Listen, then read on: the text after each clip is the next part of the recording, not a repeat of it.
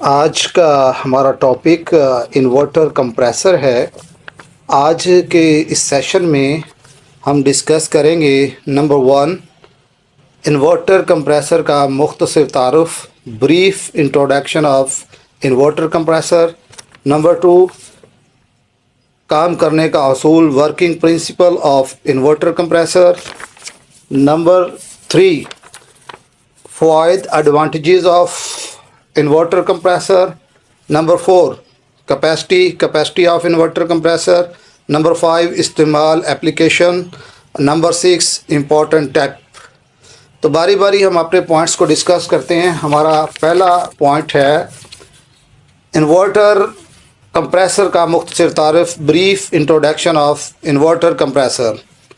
Inverter technology की वजह से इन्वर्टर कंप्रेसर की रफ्तार यानी स्पीड कूलिंग लोड के मुताबिक कम या ज़्यादा होती रहती है। इन्वर्टर कंप्रेसर आम कंप्रेसर की तरह सिर्फ ऑन ऑफ नहीं होता, बल्कि स्पीड या आरपीएम ज़रूरत के मुताबिक तब्दील करता रहता है। नंबर 2 काम करने का असूल, working principle of inverter compressor. Inverter compressor के काम करने का इन्हिसार दर्ज झेल स्टेप्स पर होता है। स्टेप नंबर 1 दर्जा हरारत की मुसलसल monitoring, continuous monitoring of temperature. Indoor unit में मौजूद थर्मिस्टर टेम्परेचर सेंसर कमरे के दर्जा हरारत को मुसलसल मॉनिटर करता है। अगर कमरे का मतलूबा दर्जा हरारत 24 डिग्री सेल्सियस हो और मौजूदा दर्जा हरारत 30 डिग्री सेल्सियस हो तो कंट्रोल बोर्ड कंप्रेसर को सिग्नल देता है कि ज़्यादा कूलिंग की ज़रूरत है, जिससे कंप्रेसर की स्पीड ज़्यादा हो जाती है। जब कमरा मतलूबा दर्जा हरारत के करीब पहुंचता है तो कंप्रेसर की रफ्तार कम हो जाती है। इस तरह दर्जा हरारत की मुसलसल मॉनिटरिंग की वजह से इन्वर्टर कंप्रेसर काम करता है। स्टेप नंबर 2 इन्वर्टर पीसीबी का किरदार, role of inverter PCB. Inverter board AC supply को पहले डीसी में तब्दील करता है और फिर डीसी को मतलूबा फ्रीक्वेंसी वाली एसी सप्लाई में तब्दील करता है। कम फ्रीक्वेंसी की सूरत में कंप्रेसर आहिस्ता चलता है और ज़्यादा फ्रीक्वेंसी पर कंप्रेसर तेज़ चलता है और इन्वर्टर पीसीबी इसमें अहम किरदार अदा करता है। स्टेप 3 कंप्रेसर की रफ्तार में तब्दीली, changing in compressor speed. Inverter compressor की रफ्तार का इन्हिसार कूलिंग लोड की कमी या ज़्यादती पर होता है। अगर कमरा बहुत ज़्यादा गर्म हो तो कंप्रेसर 80 to 120 Hz या इससे ज़्यादा फ्रीक्वेंसी पर चलता है, ज़्यादा रेफ्रिजरेंट पंप करता है और ज़्यादा कूलिंग पैदा होती है।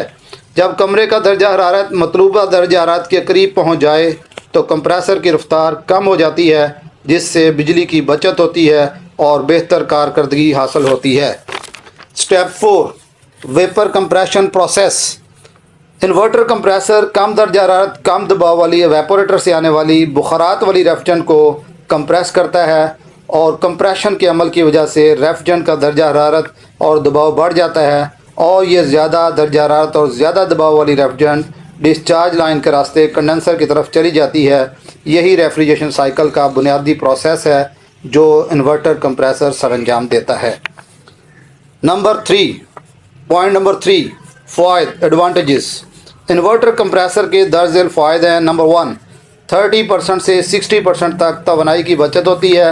नंबर 2 इसकी कूलिंग बहुत बेहतर है। नंबर 3 शोर कम है। नंबर 4 लॉन्ग लाइफ है।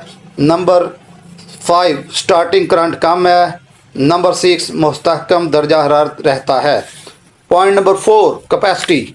इन्वर्टर एसी की कैपेसिटी टनज में 0.75 टन से लेकर 3 टन तक होती है, जबकि बीटीयू पर आवर में 9000 बीटीयू पर आवर से 36000 बीटीयू पावर पर आवर तक होती है। नंबर 5 इस्तेमाल एप्लीकेशंस।